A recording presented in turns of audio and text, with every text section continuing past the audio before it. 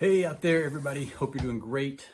Bo here with another Coach's Corner. I have on my coach's hat, so I'm prepared and ready. Um, I was asked the other day, I was working with an organization who was driving continuous improvement, and they weren't seeing the results that they wanted. And as we went through the conversation, what I learned was that they had all of the right ideas in place except for one. And by that, I mean they had a very senior person of continuous improvement. They had some mid-level people of continuous improvement, and they had some lower level, almost hourly type people that were tied into it. However, as we were going through and looking at their projects, what I realized and recognized was they hadn't made it part of the everyday function. And by that, I mean, they had all of these people with this official title, and in the organization, it remained those people's job. So continuous improvement belonged to the continuous improvement team.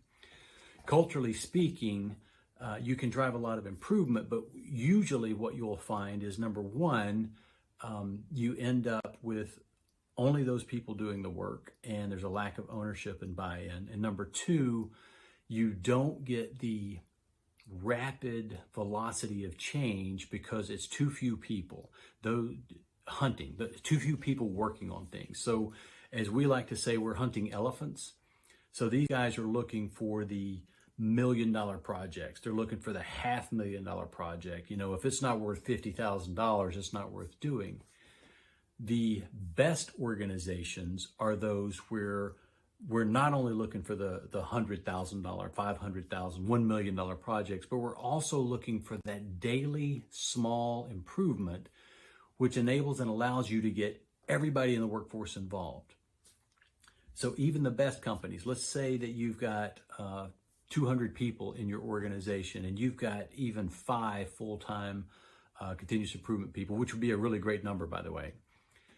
If you don't encourage the other 195 to take some ownership and to buy in and to teach them the basics of problem solving and encourage and empowering them, you're missing so much of the boat. Imagine 200 people all coming in every day with the idea of, I'm going to make a small incremental improvement every day, every day, every day. That's 200 improvements a day.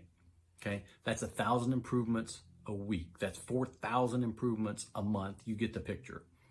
So as we were working through this, what we endeavored to do with this organization is work on training the masses and finding ways to incent the masses. And it doesn't have to be a huge financial burden to incent folks to look for and make small improvements.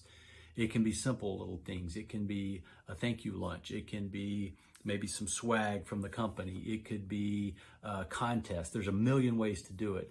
At the end of the day, look at your organization and see if you've accidentally ended up with a group of elephant hunters who are only looking for the big game, and there's not a lot of people running around looking for all these little rabbits, because the rabbits are everywhere. The elephants are a little bit harder to find and a whole lot harder to kill. So for what it's worth, I hope it helps. See you soon.